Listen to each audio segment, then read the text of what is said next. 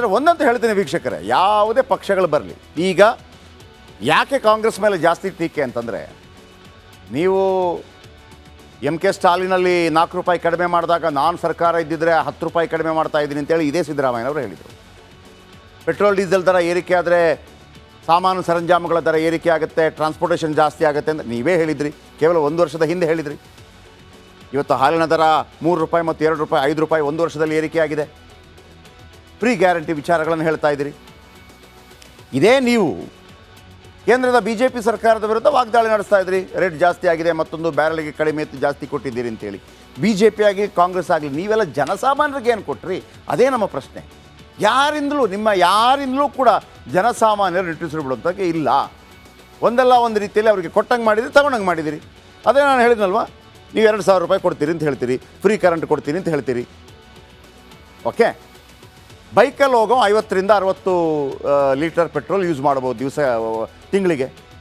ಇದು ಕಾರ್ಗಿರಲ್ಲಿ ಓಡಾಡೋನು ಎಷ್ಟು ಮಾಡ್ತಾನೆ? ಸ್ವಲ್ಪ ಜಾಸ್ತಿ ಇದ್ದವನು 100 ಲೀಟರ್ ಎಷ್ಟಾಯ್ತು? 100 ಲೀಟ್ರಿಗೆ 50 ಲೀಟರ್ ಇಟ್ಕೊಳ್ಳಿ, 1,500 ರೂಪಾಯಿ ಅಲ್ಲಿಗೆ ಬಂತು. ಈಗ ಹಾಲಿನ ದರ, ಇನ್ನು ಹಾಲಿನ ದರ ಹೆಚ್ಚಳದ ಬೆನ್ನಲ್ಲೇ ಹೋಟೆಲ್ ಒಳ ಹೋಗುವ ಮೊದಲು ಯೋಚಿಸುವಂತಾಗಿದೆ. ಕಾಫಿ ಟೀ ದರ ಏರಿಕೆ ಮಾಡೋದು ಅನಿವಾರ್ಯ ಅಂತ ಹೋಟೆಲ್ ಮಾಲೀಕರ ಸಂಘ ಹೇಳಿದೆ. KMF ನಿರ್ಧಾರದ ವಿರುದ್ಧ BJP ಕೆರಳಿ ಕೆಂಡಾಮಂಡಲವಾಗಿದೆ. ಇದರ ಬಗ್ಗೆ ಒಂದು ಸ್ಪೆಷಲ್ ರಿಪೋರ್ಟ್ ನಿಮ್ಮ ಮುಂದೆ.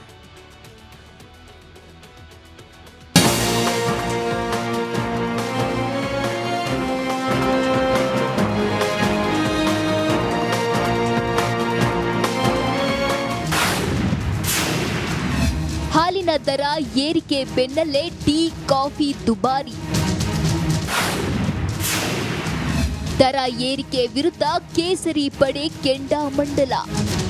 KMF ನಂದಿನಿ ಹಾಲಿನ ದರ ಹೆಚ್ಚಿಸಿದ ಬೆನ್ನಲ್ಲೇ ಇದೀಗ ಹೋಟೆಲ್ಗಳಲ್ಲೂ ಕಾಫಿ ಟೀ ದರ ಹೆಚ್ಚಿಸಲಾಗ್ತಿದೆ. ಹಾಲಿನ ದರ ಏರಿಕೆ ಬರಿಯಿಂದ ಸುಧಾರಿಸಿಕೊಳ್ಳುವ ಮುನ್ನವೇ ಗ್ರಾಹಕರಿಗೆ ಮತ್ತೊಂದು ಬರೆ ಬಿದ್ದಿದೆ. ಇನ್ನು ಮುಂದೆ ಹೋಟೆಲ್ಗಳಲ್ಲೂ ಕಾಫಿ ಟೀ ಕುಡಿಯೋರು ಹೆಚ್ಚಿನ ಹಣ ಕೊಡಬೇಕಾಗತ್ತೆ.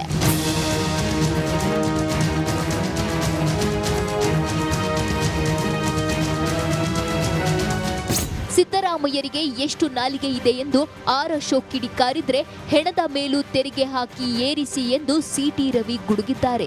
ಇನ್ನು ಬೆಲೆ ಏರಿಕೆಯೇ ಕಾಂಗ್ರೆಸ್ನ ಪ್ರಾಮಾಣಿಕ ಕೊಡುಗೆ ಎಂದು ಅಶ್ವಥ್ ನಾರಾಯಣ್ ವಾಗ್ದಾಳಿ ನಡೆಸಿದ್ದಾರೆ. ನೀವು ನಮ್ಮನ್ನು ಗೆಲ್ಸಿರಿ, ಪೆಟ್ರೋಲ್ ಬೆಲೆ ಕಡಿಮೆ ಮಾಡ್ತೀರಿ, ಡೀಸೆಲ್ ಕಡಿಮೆ ಮಾಡ್ತೀರಿ, ಹಾಲಿನ ಬೆಲೆ ಕಡಿಮೆ ಮಾಡ್ತೀರಿ, ಎಲ್ಲ ಬೆಲೆಗಳನ್ನು ಕಡಿಮೆ ಮಾಡ್ತೀನಿ ಅಂತ ಹೇಳಿದಂಥ ಸಿದ್ದರಾಮಯ್ಯ ಇವತ್ತು ಎಷ್ಟು ನಾಲಿಗೆ ನಿನಗೆ ಅಂತ ನಾನು ಕೇಳಕ್ಕೆ, ಎಷ್ಟು ನಾಲಿಗೆ ಇದೆ ನಿನಗೆ? ಆಲ್ಕೋಹಾಲ್ ಆಯಿತು, ಹಾಲಾಯಿತು, ಬಿತ್ತನೆ ಬೀಜ ಆಯಿತು, ಕರೆಂಟ್ ಆಯಿತು, ಇಂಧನ ಬೆಲೆ ಆಯಿತು, ಸ್ಟಾಂಪ್ ಡ್ಯೂಟಿ ಆಯಿತು, ವೆಹಿಕಲ್ ರಿಜಿಸ್ಟ್ರೇಷನ್ ಫೀಸ್ ಆಯಿತು, ಇನ್ನೇನಿದೆ ಏರ್ಸೋದಕ್ಕೆ? ಸತ್ತು ಹೆಣದ ಮೇಲೆ ಒಂದು ತೆರಿಗೆ ಹಾಕ್ಬಿಡ್ರಿ, ಜನ ಹಿಡಿ ಶಾಪ ಆಗ್ತಾ ಇದ್ದಾರೆ. ಕರ್ನಾಟಕದಲ್ಲಿ ಬೆಲೆ ಏರಿಕೆ ಮಾಡೋದೇ ಇವರ ವಿಶೇಷತೆ. ದರ ಏರಿಕೆಯ ಬರೆಯನ್ನು ಎಳೆಯೋದ್ರಲ್ಲೇ ಇವರ ಕೊಡುಗೆ ಒಂದು ಪ್ರಾಮಾಣಿಕ ಕೊಡುಗೆ, ಪ್ರಾಮಾಣಿಕ ಗ್ಯಾರಂಟಿ ಅಂತ ಏನಾದ್ರು ಕೊಡ್ತೀರಿ ಇಡೀ ನಾಡಿನ ಜನಕ್ಕೆರು? ದರ ಏರಿಕೆ ಹಣದುಬ್ಬರ. ರಾಜ್ಯ ಸರ್ಕಾರ ಬೆಲೆ ಏರಿಸಿದ್ದು ವಿಪಕ್ಷಕ್ಕೆ ಹೊಸ ಅಸ್ತ್ರ ಸಿಕ್ಕಂತಾಗಿದೆ. ಆದರೆ ಜನಸಾಮಾನ್ಯರ ಬದುಕು ಮಾತ್ರ ದುಸ್ತರವಾಗಿದೆ. Bureau report, Republic Kannada. ನೋಡಿ.